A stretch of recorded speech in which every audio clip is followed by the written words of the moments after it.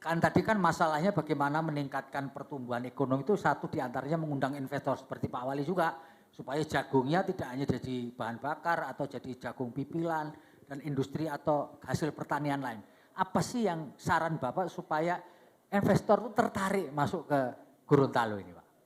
Iya, tentu yang pertama adalah kita lihat dari aksesibilitas ya. Ya. Karena biasanya pengalaman kami waktu di Jawa Tengah, walaupun di situ sudah ada kawasan industri, mereka menanyakan berapa lama jauhnya ke pelabuhan, berapa lama jauhnya ke bandara. Karena itu kan akan menghitung cost juga, karena semuanya berbicara mengenai bisnis ekonomi gitu ya. Nah nanti ini dengan sudah adanya pelabuhan Anggrek, itu diharapkan menjadi salah satu alternatif selain pelabuhan di kota Gorontalo yang sudah selama ini melayani untuk tujuan antar pulau maupun untuk ekspor. Karena di sana kan dimungkinkan tidak hanya mengantarkan komoditas barang yang diekspor atau biasanya melalui Surabaya misalnya, tapi di situ dimungkinkan juga untuk mendirikan berbagai pabrik pengolahan seperti yang saya sampaikan tadi. Di samping itu juga bisa diintegrasikan dengan kawasan pariwisata, sebagaimana di tempat lain di Sulawesi Utara misalnya. Ada beberapa kawasan ekonomi, tapi untuk menuju kawasan ekonomi khusus kan tidak mudah. Untuk sementara yang paling realistis adalah kawasan industri yang nanti ditopang oleh kawasan-kawasan sekitarnya termasuk untuk pertanian.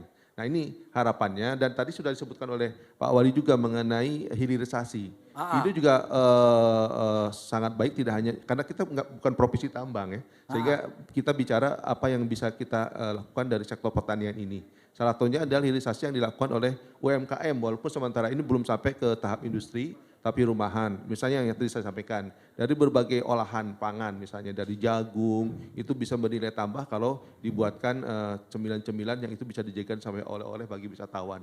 Itu nilainya akan lebih bernilai ya. Daripada bahan mentah ya Pak. Walaupun sementara masih rumahan.